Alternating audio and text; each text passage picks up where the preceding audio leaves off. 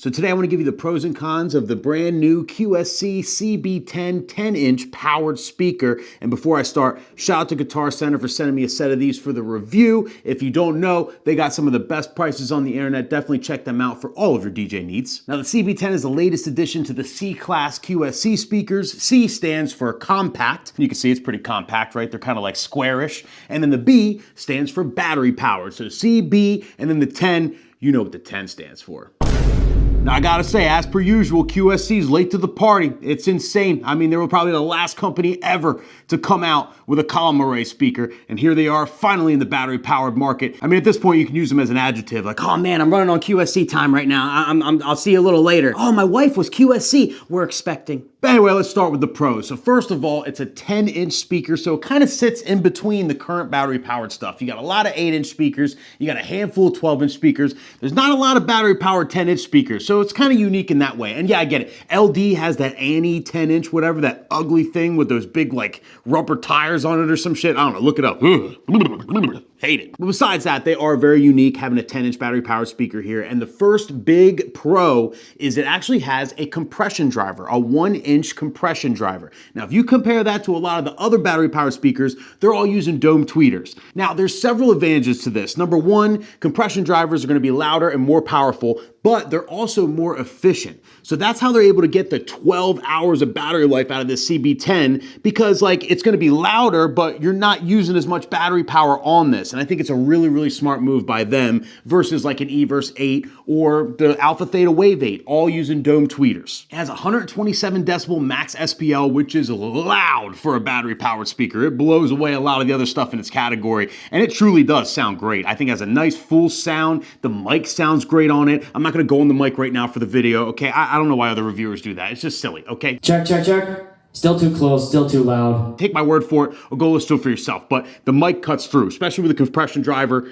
The mic sounds good on this bad boy. Now this pairs with the QSC app, which by the way, the app is very intuitive. You can do all kinds of different stuff. But one of my favorite things that you can do with the app is you can set up to 200 milliseconds of delay, making this a perfect fill speaker. So if you don't know what I'm talking about, let's say you're in a really big room and you kind of want to have a speaker on the other side of the room separate from your setup so people can hear you better, right? It's not traveling right, or maybe there's an echo, or maybe it's kind of like around the corner. Well, to do that, you want to kind of calculate how many feet away from your main setup the speaker is, and then you can go online and there's actually a delay calculator where you put in the feet or you put in the meters, wherever you're at, right? And then it'll tell you how many milliseconds of delay to set the speaker at. That way, the sound coming out of this speaker lines up with the sound coming out of your main system, so it doesn't like modulate, you know? And up to 200 milliseconds of delay, I mean, you could have a speaker 200 feet away and you'd be good, like really far. So like that really makes this the ultimate fill speaker. Battery powered, don't gotta worry about no wires, and then you just set the delay. I mean, it's pretty fire. This also has Bluetooth 5.1, and with TWS, you can link two of these together, like stereo or mono, so it makes a perfect cocktail hour speaker. Like for me personally, with cocktail hour, I like to use more than one speaker, usually two, so I have an even coverage around the room,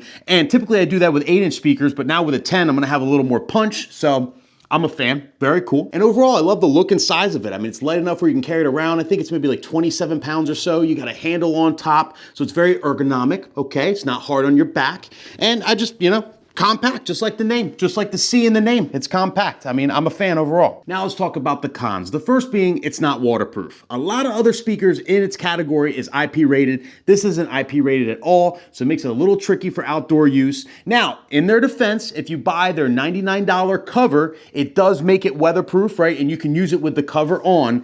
But my thing is, especially with ceremonies, I just think speakers look so tacky when you have the cover on when you're using it. No offense, DJs, but I just think it's tacky for weddings. So like that kind of eliminates this from contention to be used at ceremonies for me personally. And then Con 2 seals the deal for ceremonies with me because there's no DC out. So you have no way of powering an external mic with this speaker. And it's kind of the industry standard now. I mean, EV started it with the Everse 8 and like, why go back? You know, like why go back? I used Everse 8 at all my ceremonies. ceremonies. It powers my mic receiver right on top. It's nice and easy. Like if they did that with this, then they'd be competing big time because this is so much louder than the Everse 8. It sounds better. It's more powerful. It's got the compression driver. I mean, if it could do that, then like for the same price, now we're talking for ceremonies. And then the final con for me is that you can't use it as a wedge. Like it'll tilt back 30 degrees like this, okay? But you can't lay it sideways like a wedge, which is odd. I mean, the 12.2 can do it. Its older brother, the CP12, can lay like a wedge. Why wouldn't they set this up the same way so you can have it like this? I mean, I think this would be the perfect monitor speaker. I'm personally like a big fan of 10-inch monitor speakers. I think 12's a little too big. I think 8's a little too small, especially if it's on the floor. It doesn't like reach your head, you know? And I would use this as a monitor all day, but it just doesn't lay like a wedge. So I'm gonna try it out at a 30-degree angle. I haven't tried it as a monitor yet, and maybe it'll be fine like that. I mean, don't get me wrong, but you know, I just feel like you should have both options personally, especially for a speaker this compact. But honestly, overall, I think I'm gonna keep these things. I really like them, and I think overall, they have a lot of different uses. Do you need? How many? Just kidding. These are getting sent back. They suck. Anyway, between me and you guys, I'm gonna use these for 2 uses and possible 3. So the one is, I think these are really great fill speakers. Phenomenal, like with the delay, you really just can't beat it. It has plenty of power, perfect for toast, everything. So definitely gonna be a great fill speaker for me. And then a set of these I have too. I'm gonna link them for cocktail hour, use 2 for cocktail hour. That's really gonna elevate my sound there. As of right now, I'm using 8-inch Mackie speakers. So I think this will just be another level. And then it's a possible monitor for me. I'm gonna try out the whole 30-degree thing, but I don't know. It just seems weird. I don't know if I'm gonna like it, to be honest with you. So that's kind of 50-50 with the whole monitor, but it would be a great monitor because it's just one less cable I have to run. I run it battery powered. I use a 10-inch RCF monitor right now. This replaces this all day. So I'll let you know about that. But beyond that, I'm a fan. Overall, I'm a fan. They were so close to crushing this entire market. This close, but I'm still a fan. Good job, QSC, and thank you again.